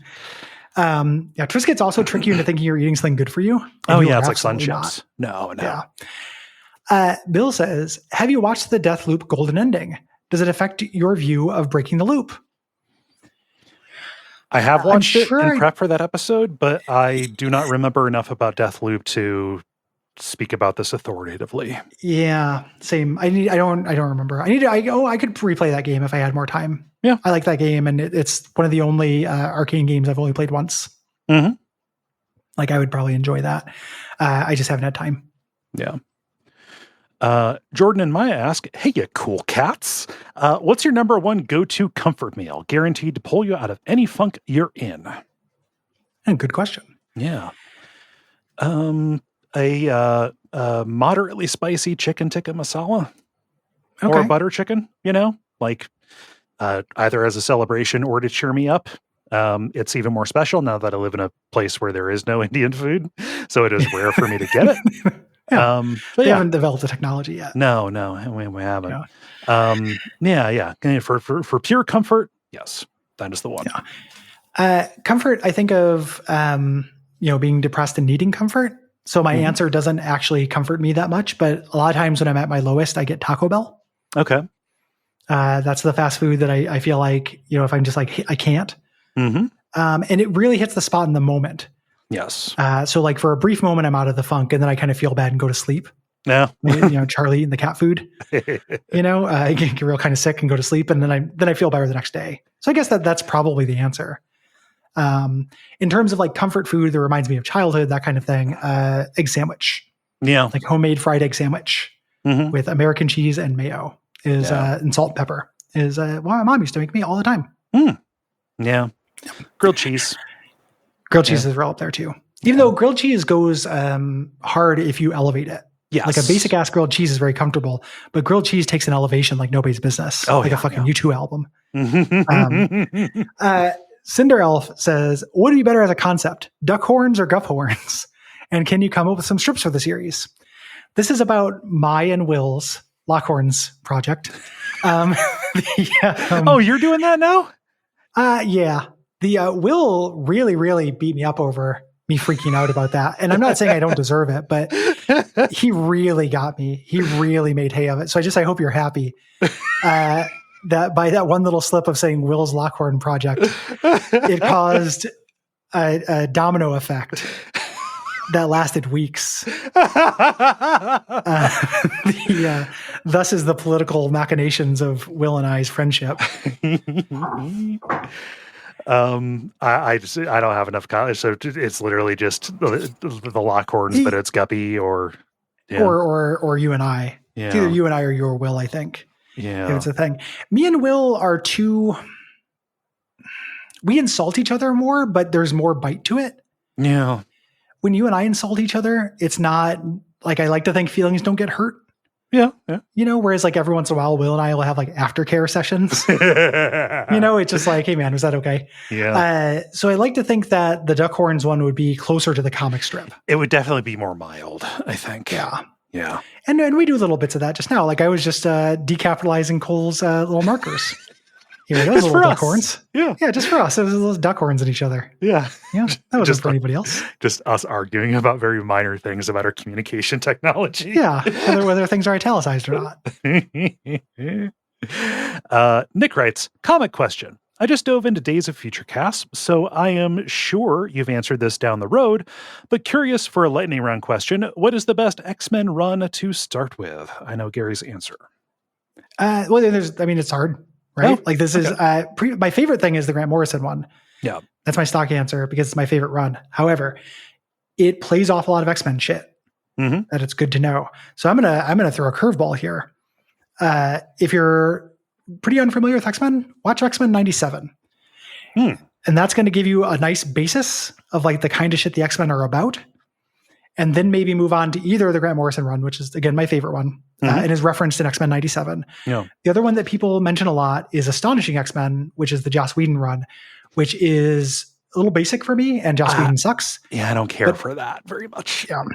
I think it's easier. Like it gets thrown around as a recommendation more often, so I think it's a little bit less heady. Not trying to say that Nick couldn't handle heady. Yeah. But like less referential and stuff, more back to basics. Yeah, I do. So when I said, I know Gary's answer, I was thinking the Grant Morrison run because that's what you recommended to me. Yes. As somebody who likes X-Men and paid attention to them and read a lot about the X-Men as a kid, watched the animated series, stuff like that. Like I would say culturally, like, I don't know, maybe 80th percentile X-Men aware, let's say. There was nothing in the Grant Morrison run that felt like I was locked out of it, I guess. Yeah. It's more like Easter egg kind of things. Like if you know the history and stuff, it's subverting a lot of tropes that you gotta know. Yeah. And it's also great. Some dodgy art. But that's a good recommendation. They also just relaunched with a thing. The Krakoa era just ended and they've just started a new kind of thing. Louise Simonson is writing them, or not Louise Simonson, Gail Simone writing them for the first time. Apparently that's very good. I'm trying to finish up Krakoa era so I can jump into it, but now is actually ironically a good time to get in on the ground floor of an X-Men thing. Yeah. So, finally, Dylan says, hey boys, a couple weeks ago, I was listening to some old Bonfireside Chat episodes and was really charmed to hear Pocket share his thoughts a few times. Can I get a cat update? Any recent kitty shenanigans? Sometimes I miss the random cats we just moved.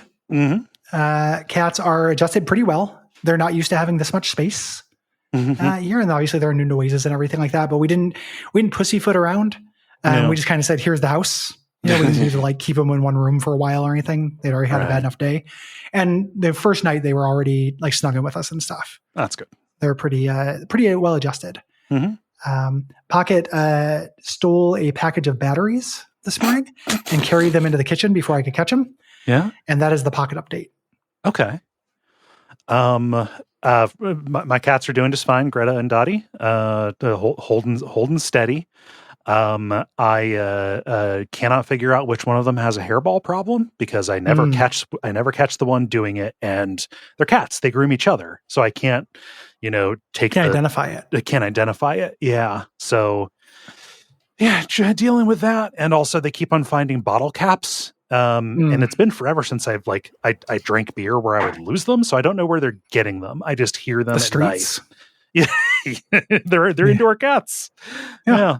But I'll just at night hear a bottle cap sliding across the laminate floors of my house. And it's like, well, fuck. Hell yeah. Yeah. Yeah. I salute them. Oh. Yeah, that's the last lightning round. Let's go into game responses. Yeah, let's read some responses that you wrote in. These are for Super Mario Man 2. And this one is you. Cool. Yeah. Trevor says, I gotta say, it was neat to see this old gem show back up.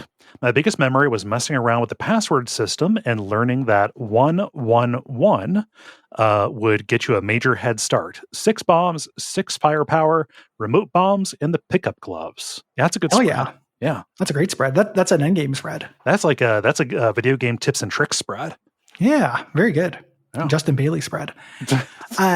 Jonathan says, the SNES Mario Man games are home to one of my first and favorite cheese strats.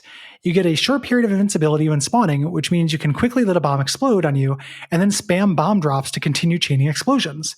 Then you simply run around with your crop dusting inferno. Much like real life crop dusting, you destroy everyone around you, but also sometimes you die by pushing it too far. Love you, Bomber Boys. This isn't the time to talk about Fable, where we talk about farting dusting. too hard. Yeah, to the amusement and delight of the entire village. We all gathered around to see this legendary fart. Children write tales of you for ages to come. Yeah. I'm sure. I mean, it's the Super Nintendo. I'm positive there's even more exploitable stuff like that. Oh yeah. Yeah.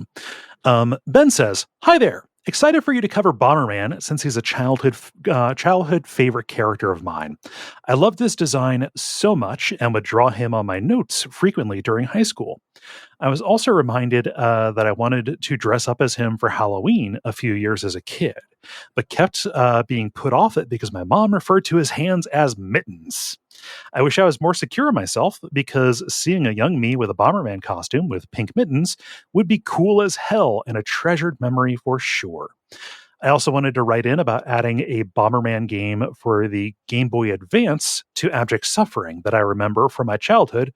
That was like a Zelda-style game with Bomberman and a kangaroo.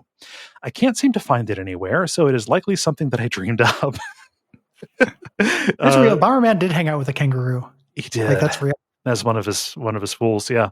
Do you guys have games that you've dreamt of that you insist are lost to time and existed, but are likely not real? Anyway, thank you for covering a fantastic series. No. I sometimes will think, I was like, oh, I must have dreamed that. But then when I look it up, it's usually, I'm thinking of something different. Yeah. No, it's a game I rented or. Yeah. And that game is real. Bomberman riding around on a kangaroo that can kick bombs. Yeah. As a thing. Bomberman, for Bomberman fans who are fans of the character, go to your local, if you have one, kind of weeb store and get yourself a Bomberman blind box toy. You get a very appealing little Bomberman figurine. Oh, that sounds neat. Bomberman would be an amazing figurine. Yeah, just a tiny little scale Bomberman. Very sweet. Yeah. Luke says, I bounced off several Bomberman single-player campaigns. There are some Game Boy Advance ones that tricked me into thinking they were like Pokemon, but the multiplayer is timeless. My peak Bomberman years were on the Wii's Virtual Console playing a TurboGrafx 16 version. It was great, and although we played for 4 players, it always had a 5th player on the map. Greener, we called him. Would sit there completely still in the middle of the map and inevitably die. But if someone ever killed him too early or when it wasn't necessary, they were persona non grata for murder. P.S. 16 years ago, when I was 16 or 17, my friends and I wanted to do one of those comedy fake movie trailers for an inappropriately gritty video game adaptation. It's rushed and the audio is mixed terribly, and I ought to be embarrassed, but I think it's a laugh. And there's a YouTube link we'll put in the description. Yeah. It is very charming. I love those high school video projects like that. Yeah. I'm also a weakness for the gritty old property done like that. I was thinking about Marble Madness, the movie. Yeah. Yeah. Shame about everybody involved in that. Shame about the people involved in it, but it's still good. Yeah. It's still funny. Or else you will get wife harm. Yeah. And finally here about Bomberman 2. Andrew writes, I have played 2 Bomberman games. I doubt you'll cover them, so here are 3 memories related to them. My first Bomberman game was Bomberman GB for the Game Boy, where he is dressed as Indiana Jones for some reason. I finally got to the second world, but forgot the 4-digit password and cried. So my dad did the brute force method to find it. It's something I think about to remember that he loves me whenever he gets too weirdo Republican. I also was told by a day camp counselor that he had Bomberman 2 for the Game Boy, and I could have it if I let him borrow my Game Boy. He was lying, but I think he just wanted to play my Game Boy as opposed to my mom's fear when I told her, which led to her asking questions that I realized in retrospect meant she was worried that he wanted to molest me. Playing with your Game Boy does sound like a dreadful euphemism. It does. Ghastly. Like the Game Boy as a name is ghastly. Yeah, ghastly business that. Yeah. Finally, the other Bomberman game that I played was Bomberman Tournament for Game Boy Advance. I noticed you didn't mention it in the show, but it was an attempt for Bomberman to get some of that Pokemon juice through collectible Carabombs. Charabomb? Yeah, I think that's Carabombs, character bombs. Creatures you collected to fight with.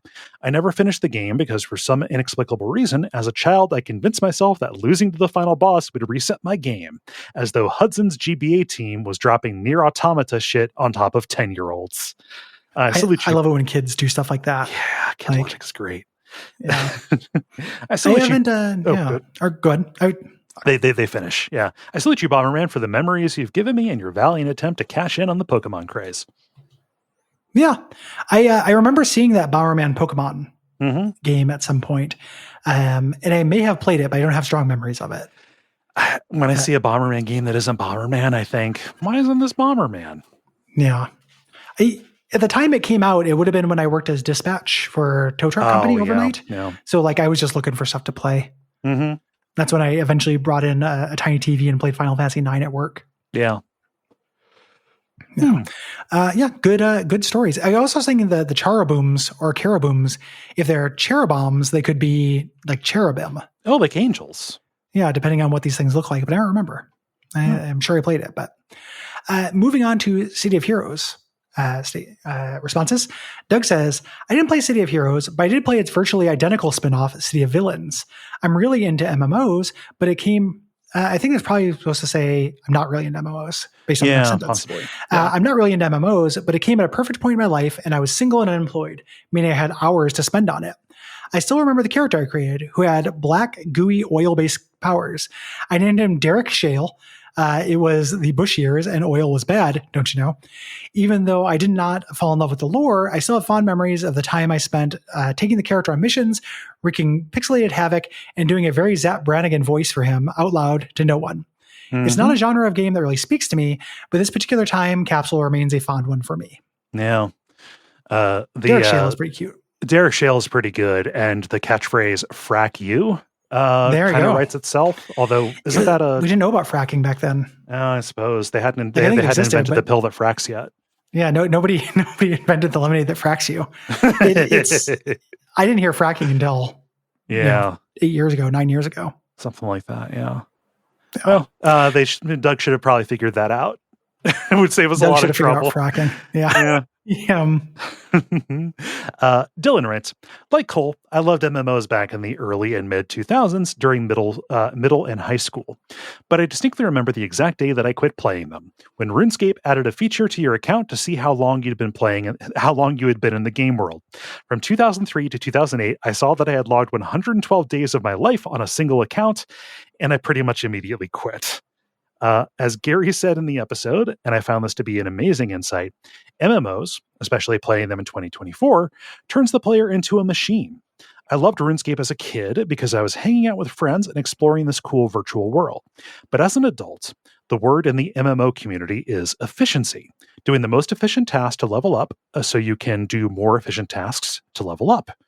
The player interactivity is dead because that's not efficient. I loved listening to your City of Heroes episode because it simultaneously brought back some whiffs of nostalgia for those late nights in 2003, while also validating my feelings for why I need to stay far away from them. There's a brain worm that occasionally makes me want to fire up a new old school RuneScape account, but I know it'll only stress me out in the end. Yeah, it's that compulsive like clicker loop.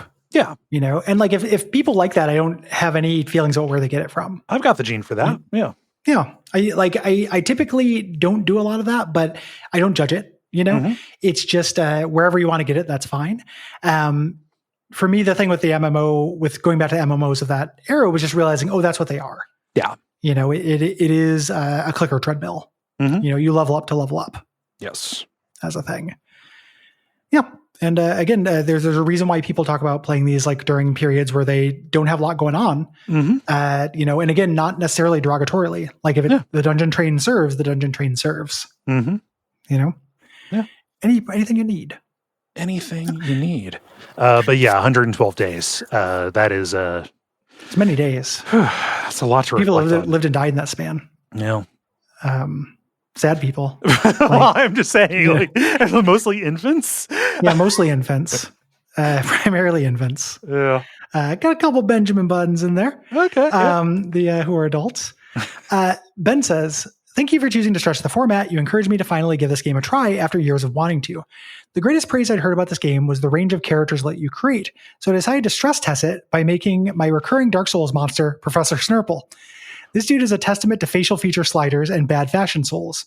I was amazed at how easy it was to recreate the platonic ideal of the look I was going for. A Kirk's armor-wearing, lightning-flinging, badly sunburned, perpetually scowling psychopath. I created this character in a lot of games, but he always felt like that game's version of the character. City of Heroes made me feel like I could take the idea in my head and turn it directly into a video game avatar. I was stoked to take this guy for a ride around the city, supering and heroing. And then a bunch of cops told me to go beat up 6 gangsters. And then they asked me to do it again. And then again, right after the tutorial ended. And I realized that for all the imagination that the character generation evoked, this game was ultimately going to be a mid-2000s MMO about standing in front of enemies, clicking on my abilities until I collected enough numbers. Oh well, I'll be coming back to the game next time I run that superhero tabletop role-playing game so I can get the players to show me what their heroes look like.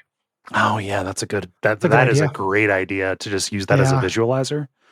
Yeah, character creator, visualizer. That's a great idea. Yeah. Agreed. Matt says, so now that the show has given me an excuse to play City of Heroes again, I've been thinking a lot about how important theming is to the relationship between a player and a game's actions. MMOs, to me, sort of mechanically operate as to-do list games. Go to this place and briefly engage with this system. Go to enough places and engage with enough systems, and you will unlock the ability to do so again, but in a new environment with a fresh theme. This is exactly what has made me bounce off of several other RPGs. When you guys announced that you were replaying City of Heroes, you may as well have said that you discovered a time portal that could send me specifically back to high school. It finally gave me the excuse to dig into Homecoming, and even as I excitedly recreated Wonderment, my ice/fire blaster fueled by the twin powers of spearmint and cinnamon. Fuck, that's good. That's really good. I assumed that an older, more mechanically literate me would likely have a harder time ignoring just how light the actual gameplay and combat were. While the mechanical lightness definitely felt much more obvious this time around, I discovered it didn't really hamper my enjoyment in any way. The developers really seem to understand what's so fun about superheroes, and every bit of mechanics feels so well reinforced by theming. Dealing with an underwhelming crafting system was an excuse to go around talking to mad scientists. Having to drag myself to a specific NPC in order to level up was an excuse to get compliments on my cool costume and to tell Fast Freddy, the Freddie Mercury speedster, that I liked his too. I might just be here for the fantasy, but it's probably not worth my time to scold myself because the fun I'm having is coming from the wrong direction. Well, I doubt that I'll be getting Wonderment all the way to max level again. I can only assume that when this episode finally drops, I'll be listening to it while flying around Paragon City, about to give another villain a taste of fresh justice.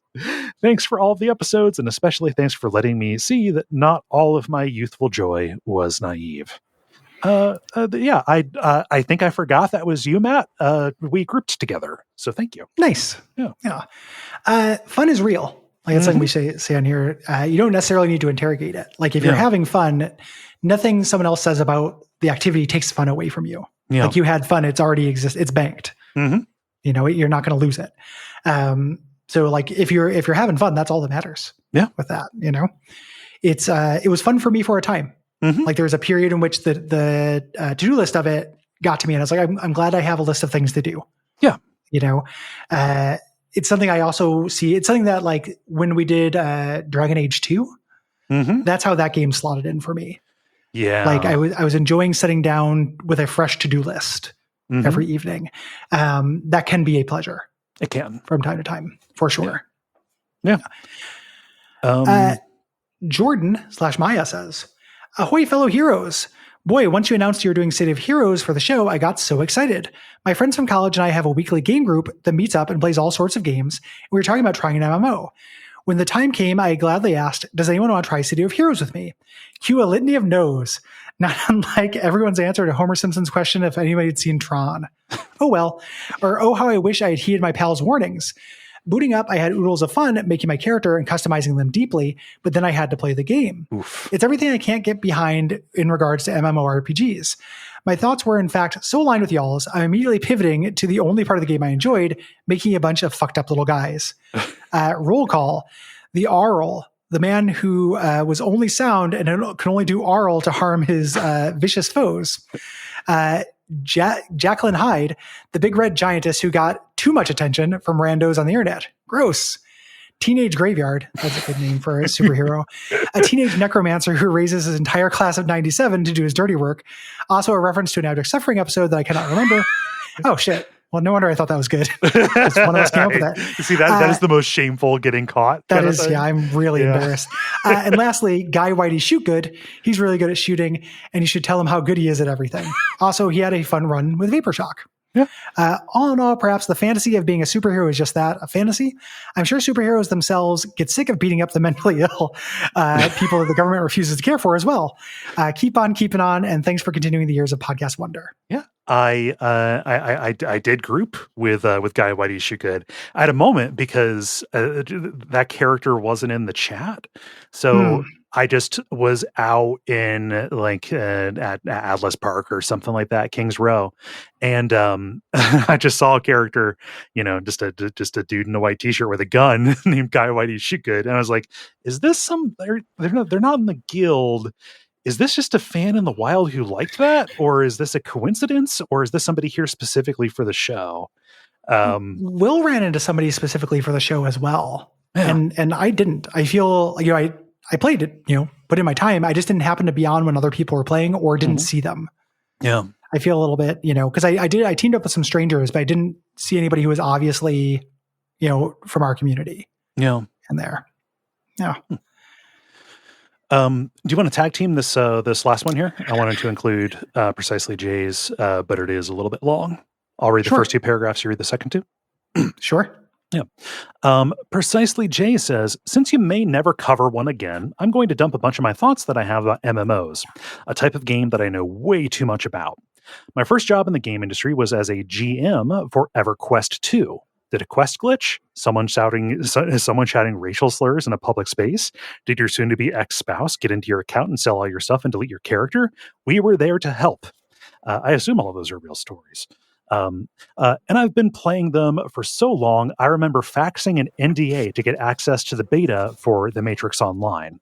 I wanted to play EverQuest, but the 500 plus megabytes of storage space that it required was too much for my computer back then.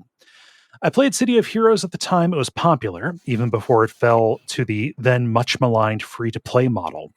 And even then, a lot of the problems that you had were still worse for the average MMO. The lack of diversity in the encounters made it one of the more grindy feeling online games at the time.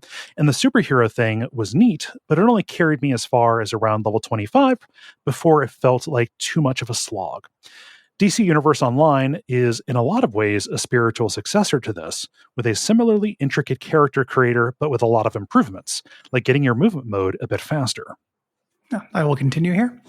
It also has some of the same problems, even if they are to a much more digestible degree, which is kind of the best thing I can say about modern MMOs, or the ones that have kept going.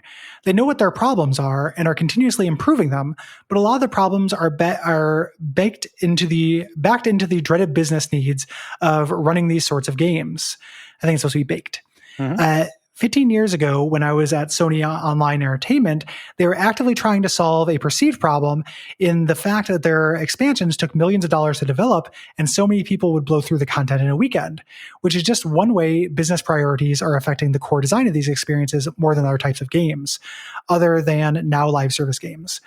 Newer online games that last seem to either have more limited worlds and or content overhead that can squeak by with less players, or they need to be something like GTA Online that leverages peer-to-peer game hosting in a way that significantly cuts down on the amount of server hosting the studio has to manage. Not that GTA Online has problems making money.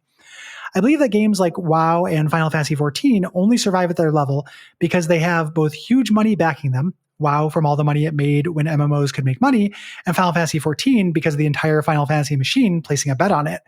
And they both learned the hard way that they had to make the actual games compelling to the point where both games worlds and mechanics had to completely overhaul at least once.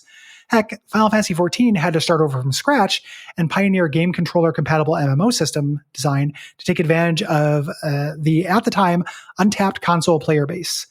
We're kind of watching the same thing happen in real time as New World, backed by Amazon, keeps scrambling to make itself more fun. I have no idea what New World is. New World Online? Oh yeah, it is an Amazon MMO. Yeah, it is a thing. Gotcha. Yeah, I assumed from context. Yes, but that's all I have. There were console MMOs before. How quickly we forget about EverQuest Online Adventures, the prequel to EverQuest that was on the PS2. Yeah, you thought you were going to slow something past the EverQuest master. Yeah. I appreciate that insight, especially from inside. I think we talked about you being a GM on EverQuest, in some chat or another. And it's true, right? Like any game where the business incentive is to keep you playing for as long as possible is going to try and stretch that in deleterious ways. This goes back even to EverQuest when it was first designed was like a pay by the minute kind of thing. Yeah. It ultimately came out as like a monthly subscription, but it was supposed to be, like a multi-user dungeon that you paid for by the minute, like it was like a phone connection or something like that. And that is just in the DNA of the format, right? It's a way to create a hell for yourself. It kind of feels like to me, like setting yourself up for this is antithetical to a lot of storytelling things, and you're having concerns that are cross purposes to art. Saying like, I want to make this thing, but I can't have people blow through it in a weekend. Mm-hmm. You don't do that with any other kind of art. That's not something that you healthily take into account when considering things like pacing. Yeah. Like that's only going to be a detriment. Yeah. It's kind of bleak. Mm-hmm. Not more bleak than any other live service thing or free to play thing. Like I think it's all pretty bleak, but like making art that is designed not to end, I think is bleak. Yeah. It's and then a standard disclaimer before someone goes, "Oh, Gary, you like comics? Comic books are a platform; they're not a story." Right. Spider-Man is not a story. Spider-Man is a platform to tell Spider-Man stories. Yes. Yeah. And then we only have one response for Fable 2, so I'll read it. Surprising. Very surprising. If other people have thoughts and they come in, we will include them in a later episode, probably. Ian writes, the only fond memory that I have of Fable 2 was when I lived with my best friend in college. We were both playing it at the same time on his Xbox. With alternating class schedules, it worked out just fine. One day, just to see his reaction later, I logged into his profile and played as his character. I went straight to the inventory and ate every calorie-dense food he had, saved, and closed out. When he got back to the dorm that evening, he booted up his Xbox to play and was astounded at the character's change in appearance. I helpfully offered that celery actually burns more calories than it contains, and maybe he should go to the in-game market to buy some. He knew immediately what had happened. Later, when I logged on to play my own character, lo and behold, someone had spent all of my money on celery. Help me, my family is dying. Justice had been served. We cackled. I don't know if we ever finished the game. That is very fun. I like that. Yeah. Yeah. Yeah. I wish things like that could happen in the space of the game. I know, right? Yeah, that would have been sick. It would have been pretty fun. No. Yeah. Alas. Thanks everyone for writing in. We appreciate you. The deadline is always the 15th. If you have things to say about October's games, that deadline is the 15th at duckfeed.tv/contact. And those games are Stasis Bone Tote Them. God, what is the name of the game? Stasis Bone Totem. No, The Last Door. Yeah. The Last Door. Thank you. The Last Door, season 1 with season 2 coming. A special about horror games in the arcade, and then Crow Country. Yes. Crow Country is going to be the premium episode for that month. And it's time to announce November's games. It's hard to believe we're already here. Yeah. Starting out, we're doing another adventure game heavy autumn. We're doing Toonstruck. Yeah. Starring Christopher Lloyd. Yeah, the Who Framed Roger Rabbit adventure game. The Noids and Toons mixing together at last. Then we're doing a quick one, which will make sense as you hear what's coming after that. And, December, we're doing Balatro. My favorite game that came out this year. And then XCOM 2 I loved so much, but one of my favorites. That was just one you played this year. Balatro came out this year. Yeah. In terms of it coming out. So I love Balatro. It's coming to mobile. It's a good time to get into Balatro.